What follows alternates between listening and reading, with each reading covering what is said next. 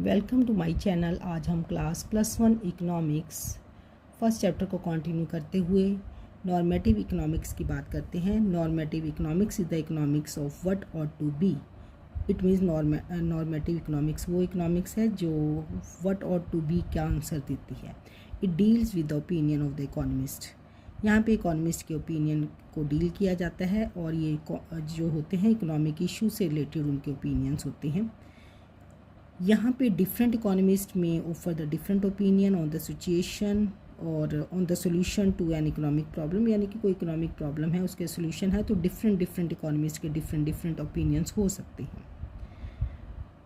For example अगर हम बात करते हैं Mahatma Gandhi National Rural Employment Guarantee Act, currently named as the Viksit Bharat Guarantee for the Rozgar and Ajeevika Mission Act 2025 will one day bring an end to the problem of unemployment in the country। अगर हम बात करते हैं ये जो स्कीम है, अगर हम ये बात करें ये स्कीम चलती रही तो ये एक टाइम के बाद अनएम्प्लॉयमेंट ख़त्म कर देगी। या हम ये बोलते हैं कि यही जो स्कीम है ये कैसा प्रोग्राम है of the financial aid to the unemployed people in the rural India.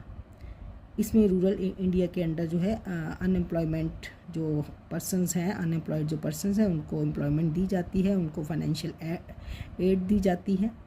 और यहाँ पे हम ये मानते हैं कि ये जो स्कीम के अंडर हैं जो वो यूज़ करते हैं tax payers money should be stopped.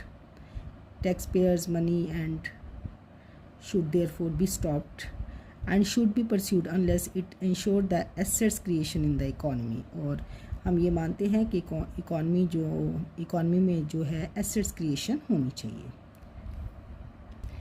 ये सिर्फ ओपिनियंस हैं इस स्कीम के, ये कोई ट्रुथ नहीं है जिनको वेरीफाई किया जा सके।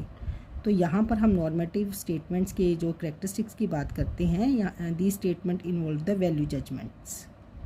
इसमें जो है वैल्यू जजमेंट्स इन्वॉल्व होती हैं और इसमें कंट्रोवर्सीज आती हैं, डिबेट्स हो सकती हैं इनके ऊपर। And these statements indicate the opinions and there are not the verifiable for the truth. इसमें हम ट्रूथ को वेरीफाई नहीं कर सकते हैं। And these statement reflect what ought to be as a solution to the economic problem, यानी कि economic problem के लिए एक सोल्यूशन दिया जाता है कि ऐसा होना चाहिए। तो यहाँ पर जो आंसर मिलता है हमें व्हाट ought टू बी का मिलता है कि कैसा होना चाहिए। इसमें डिफरेंट जो इकोनॉमिस्ट हैं अपने डिफरेंट व्यूज़ देते हैं।